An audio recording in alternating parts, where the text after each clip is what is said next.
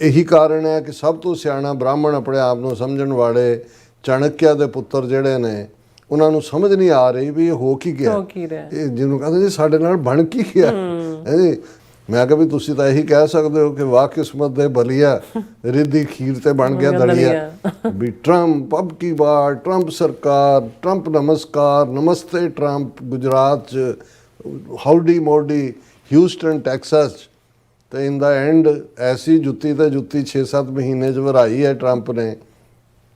ਕਿਤੇ 25% tariff, 25% penalty, drugs ਦਾ ਕਰਕੇ ਵੀਜ਼ਿਆਂ ਦੀ cancellation, $1 lakh ਦੀ admission ਫੀ H1B ਵੀਜ਼ੇ ਦੇ ਲਈ। ਔਰ ਬਾਕੀ ਅਜੇ ਕੀ ਵੇਟ ਕਰ ਰਿਹਾ ਇਹਨਾਂ ਸਭ ਨੂੰ ਫਿਕਰ ਪਿਆ ਹੋਇਆ ਵੀ ਹੋਰ ਕੀ ਹੋਣਾ। ਔਰ ਨਾਲ ਦੀ ਨਾਲ ਇਹ ਵੀ ਕਿਹਾ ਉਹਨੇ ਵੀ Modi is my friend, great friend, great leader, but he is doing wrong. ਹੁਣ ਇਹਦੇ 'ਚ ਜਿਹੜਾ ਜਿਹਨੂੰ ਕਹਿੰਦਾ ਵੀ ਇੰਡੀਆ ਦਾ ਨੱਕ ਫੜ ਕੇ ਰਗੜਨਾ, ਇੰਡੀਆ ਪਾਕਿਸਤਾਨ, ਉਹਨੂੰ ਕਿਹਾ ਜੀ ਕਿ ਮੈਂ ਰੁਕਵਾਈਆਂ ਜੰਗਬੰਦੀ। ਹੁਣ ਇਹ ਅਗੇਨ ਇਹਨਾਂ ਨੂੰ ਹੁਣ ਇਸ ਦੇ ਉੱਤੇ ਉਹਨਾਂ ਨੂੰ ਸੱਪ ਸੁੰਘਿਆ ਹੋਇਆ। ਹੁਣ ਕਹੋ ਜਾ ਕੇ ਨਰਿੰਦਰ ਮੋਦੀ ਜਾਂ ਦੂਜਾ ਡੇਅਰ ਕਰੇ ਕਹਿਣਾ ਵੀ ਟਰੰਪ ਇਜ਼ ਲਾਈਂਗ, ਅਸੀਂ ਪਾਕਿਸਤਾਨ ਦੀਆਂ ਚੀਕਾਂ ਕਢਵਾਤੀਆਂ ਤੇ ਪਾਕਿਸਤਾਨ ਨੇ ਫਿਰ ਤਰਲੇ ਕੀਤੇ।